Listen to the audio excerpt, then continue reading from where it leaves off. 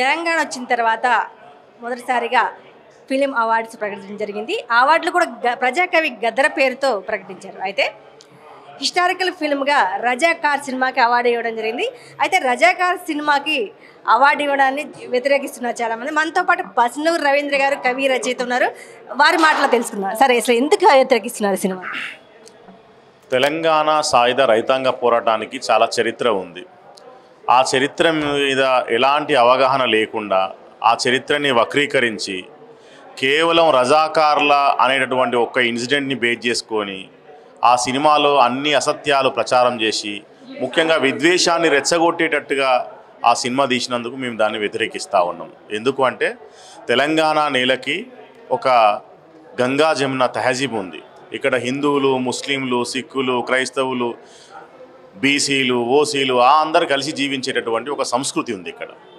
ఇట్లాంటి సంస్కృతిని తప్పుదారి పట్టిస్తూ ఇలాంటి చరిత్ర మీద మన్ను జల్లుతూ చాలా దుర్మార్గంగా అసత్యాల్ని, అర్ధసత్యాల్ని ప్రచారం చేస్తూ విద్వేషం జిమ్మినటువంటి సినిమా రజాకార్. నేను ఒక కేంద్ర సాహిత్య అకాడమీ అవార్డు గ్రహీతగా ఈ సినిమాని ఇంటర్వెల్ వరకు కూడా చూడలేకపోయినా. అత్యంత దుర్మార్గమైనటువంటి సినిమా. తెలంగాణ ఉద్యమ పాఠం మీద పిహెచ్డి చేసిన వాడిగా నేను తెలంగాణ సాయుధ రైతాంగ పోరాటాన్ని చదువుకున్న వాడిని. రజాకార్లలో కేవలం ముస్లింలు మాత్రమే లేరు, రజాకార్లలో హిందువులు కూడా ఉన్నారు.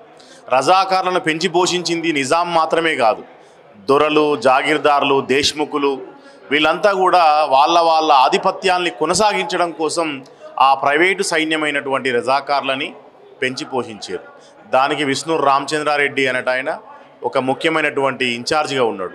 ఆ విషయాలన్నింటినీ పక్కన పెట్టి కేవలం మత కోణంలోనే ముస్లింలు వర్సెస్ హిందువులు అన్నట్టుగా చూయించేటటువంటి కుట్ర చాలా దారుణమైనటువంటిది. మరోవైపు పోలీస్ యాక్షన్ జరిగి 1948లో పోలీస్ యాక్షన్ జరిగినప్పుడు పెద్ద మొత్తంలో పటేల్ సైన్యాలు ఇక్కడ హైదరాబాద్ మీద పోలీస్ యాక్షన్ చేసి వేలాది మందిని చంపినటువంటి చరిత్ర ఉంది. మరి ఆ చరిత్రను ఎందుకు కప్పిపెట్టాల్సి వచ్చింది అంటే ఇది కేవలం ఎన్నికల స్టంట్గా సినిమాని వాడుకోవడానికి బీజేపీ చేస్తున్నటువంటి ఒక ప్రయత్నం. ఇప్పటికే దేశంలో కాశ్మీర్ ఫైల్స్ కావచ్చు, మరొక వైపు కేరళ ఫైల్స్ కావచ్చు, వాటితో పాటు ఈ తెలంగాణ ఫైల్స్ అనబడేటటువంటి రజాకార్ సినిమా కూడా అదే కోవ. ఇట్లాంటి సినిమాలకి అవార్డులు ఇస్తే అది చాలా తప్పుడు సంకేతాన్ని ప్రజల్లోకి తీసుకెళ్తుంది.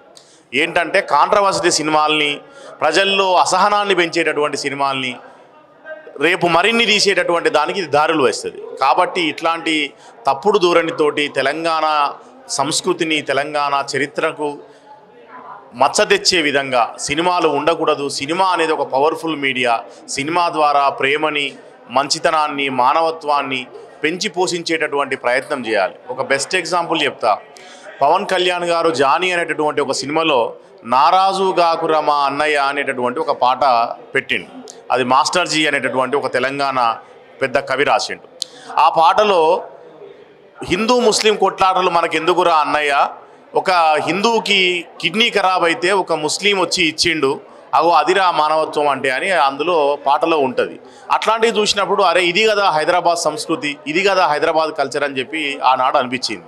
ఆ సినిమా డైరెక్టర్ తెలంగాణ అయినా కాదు, ఆ యాక్టర్ తెలంగాణ అయినా కాదు, కానీ వాళ్ళు తెలంగాణ మీద అట్లాంటి ఒక పాటని పెట్టగలిగారు.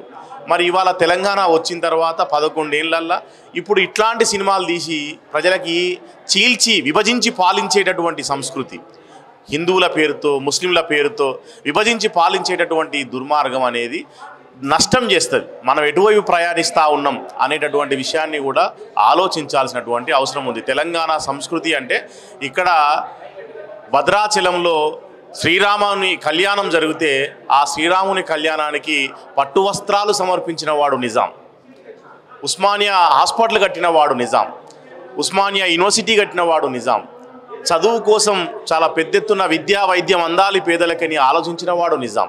దుర్మార్గాలు జరిగినాయి కాదనట్లేదు, కానీ అవి మత కోణంలో జరగలేదు, పాలకుని కోణంలో జరిగినాయి. రూలర్స్ ఎవరైనా సరే వాళ్ళ ఆధిపత్యాన్ని కాపాడుకోవడానికి చేసే దుర్మార్గాలు చేస్తారు. అంత మాత్రం చేత ఏకపక్షంగా ఒకే పక్షంగా చూడాల్సినటువంటి అవసరం లేదు. నిజాం యొక్క గొప్పతనం తెలవాలంటే నువ్వు పూర్తిగా అధ్యయనం చేయాల్సినటువంటి అవసరం ఉన్నది. అదేది చేయకుండా పైన విషయం జల్లేటటువంటి పని చేస్తే అది చరిత్ర క్షమించబోదు. ఈ రకమైనటువంటి సినిమాలకి అవార్డులు ఇచ్చి తెలంగాణ చరిత్రను భ్రష్టు పట్టించేటటువంటి పని ఇక ముందర జరగద్దు. ఇప్పటికైనా తెలంగాణ ప్రభుత్వం పునరాలోచించుకోవాలని మేము కోరుతా ఉన్నాం. Thank you. తెలంగాణ వచ్చి 10 సంవత్సరాలు దాటిపోయింది, అయినా ఇంకా తెలంగాణ సినిమా మీద ఆంధ్ర ఆధిపత్యం కొనసాగుతూ ఉందా? తెలంగాణ సినిమా మీద ఆంధ్ర ఆధిపత్యం అంటే తెలంగాణ సినిమా డైరెక్టర్లు చెప్పాలి ఆ విషయాన్ని. వాస్తవానికి సినిమా ఇండస్ట్రీ వల్ల వచ్చేటటువంటి కోట్లాది రూపాయల ఆదాయాన్ని వదులుకోవడానికి ఇవాళ ఏ తెలంగాణ ప్రభుత్వం కూడా సిద్ధంగా ఉండదు. అయితే తెలంగాణ నుండి కూడా టాలెంట్స్ చాలామంది వస్తూ ఉన్నారు. ఒక వేణు ఉడుగుల, ఒక అక్షర, ఇట్లాంటి మన బలగం వేణు, ఇట్లాంటి డైరెక్టర్లు వచ్చిర్రు. తెలంగాణ కాలంలోనే ప్రేమ్ రాజ్ గారు లాంటి సీనియర్ డైరెక్టర్లు ఎప్పుడో సినిమాలు తీసి తెలంగాణ వాయిస్ని వినిపించారు. మరి ఇట్లాంటి ఒక సందర్భంలో తెలంగాణ నుండి ఉన్నటువంటి వాళ్ళని ప్రోత్సహించాలంటే తెలంగాణకు ఎక్కువ అవార్డులు ఇవ్వాలి, ఇక్కడ ఉన్నటువంటి వాళ్ళకి అవార్డులు ఇవ్వాలి, ఇక్కడ ఉన్నటువంటి డైరెక్టర్లను గౌరవించాలి, ఇక్కడ ఉన్నటువంటి నటులను గౌరవించాలి. అప్పుడు మాత్రమే తెలంగాణ సినిమా అనేది డెవలప్ కావడానికి ఒక అవకాశం అనేది ఏర్పడుతుంది.